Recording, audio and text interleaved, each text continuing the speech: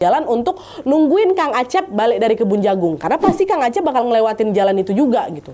Nah, lalu pas si Sari nepi, dia baru aja mau ngelepas itu ikatan jariknya yang berisi kayu bakar di punggungnya nih, Wak. Tiba-tiba dia dengar ada suara jatuh, kencang kali darah belakangnya. Dar gitu. Dia waktu baru ngelepasin nih. Nah, pas si Sari nengok ke sumber suara, which is di belakangnya, dia ngelihat ada kucing warna hitam lagi berdiri di atas tanah yang ada di belakangnya itu. Sambil ngeliatin si Sari, si kucing ini. Sari mikir, yang jatuh tadi itu kucing yang kupungut tadi kah? Tapi kayaknya bukan kucing inilah. Kucing yang lagi natap si Sari itu, Wak. Sari ngerasa kayaknya bukan ini. Kalau ditengok mukanya memang mirip, bulunya juga sama-sama hitam. Tapi tadi perasaan badannya kecil. Ini kok badannya segede kucing dewasa tuh loh, Wak. Bingung Sari di situ kan. Apa nih? Ditengok celengak-celengok si kucing kecil itu udah nggak ada. Yang ada kucing itulah. Terus nggak lama kemudian, Wak, Sari makin kaget lagi waktu ngelihat si kucing hitam ini tiba-tiba berubah.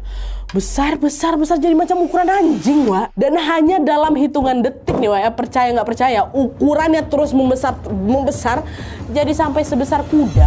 Bayangkan banget, sebesar kuda. Apa nggak kaget sih Sari kan? Astagfirullahaladzim, terduduk lemas dari tanah, Wak. Kayu bakar yang ngegantung di punggung juga udah berserakan kemana-mana. Terus, apa nih? Astaga, apa nih? Sari udah nggak bisa lari kemana-mana, Wak, karena badannya macam terkunci rapat tuh loh. Dan kedua matanya terus terpaku menatap si kucing raksasa ini. Belum ada rasa kaget dan takut ya, Wak. Sari kembali dibuat terkejut waktu ngelihat wajah si kucing raksasa itu perlahan-lahan berubah. Dari yang awalnya wajah kucing biasa nih, Wak, ya, tiba-tiba jadi wajah manusia dengan kulit yang pucat macam mayat, giginya bertaring tajam, terus lidahnya keluar panjang kali selazim. Dan dengan suara berat si sosok ini tuh bilang, "Mau kau bawa kemana anakku?" Makanya langsung shock lagi si Sari. Tapi dia nggak bisa ngomong apa-apa, Wak. Cuma di dalam hati dia sadar, ini anak kucing hitam yang aku bawa tadi tuh, itu pasti bukan kucing biasa nih. Pantesan gendonganku jadi berat. Ternyata yang ku angkut anak setan, anak demit. Dan sosok di depan aku ini pasti induknya nih. Ini pasti induknya, dia pasti marah karena anaknya ku bawa. Ya Allah, aku harus kayak gimana? Sari betul-betulan takut kali waktu itu, Wak. Terus si sosok dibilang lagi, "Kembalikan anakku, atau kau yang aku bawa pulang." Pakai bahasa Sunda memang. Sari mau jawab tapi suaranya nggak bisa keluar, Wak. Saking takutnya Sari cuma bisa berdoa dalam hati aja sambil memohon pertolongan Tuhan. Ya Allah, tolong selamatin aku.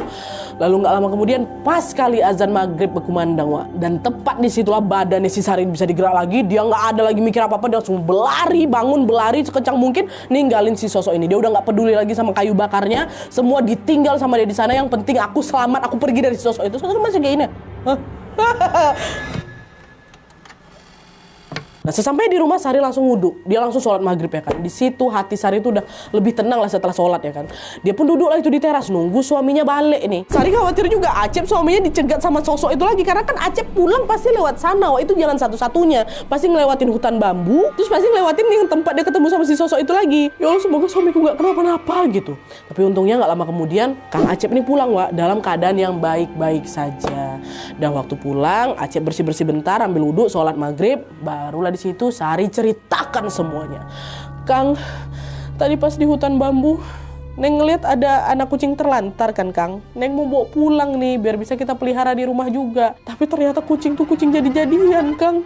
Terus ibu si kucing ini kayak marah karena Neng udah ngambil anaknya. Tapi sekarang anaknya nggak ikut sama Neng. Semua Neng tinggalin di hutan bambu itu, termasuk kayu bakar yang kita cari tadi, Kang. Maaf ya, Kang, ya nggak Neng bawa." Gitu kata si Sari ngadu sama suaminya kan. Sari juga cerita, Wak, tentang betapa mengerikannya sosok yang tadi dia lihat.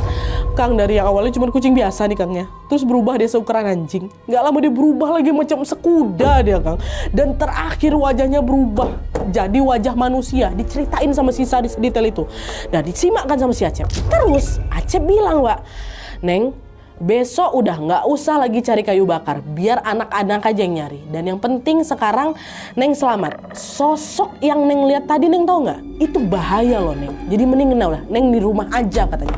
Meski Acep ini nggak ngelihat langsung gimana wujud atau sosok yang diceritain sama si Sari ini, Wak, tapi Acep bisa langsung tahu kalau si sosok ini berbahaya. Kenapa Acep bisa tahu? Ini ada selipan sedikit cerita tentang latar belakangnya si Acep. Sampai akhirnya Acep tahu kalau ini berbahaya. Oke?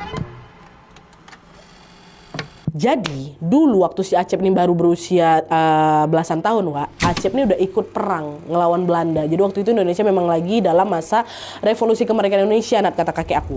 Nah lalu pada satu momen Acep ini sempat kena tembak gitu loh di bagian perutnya. Tapi untuk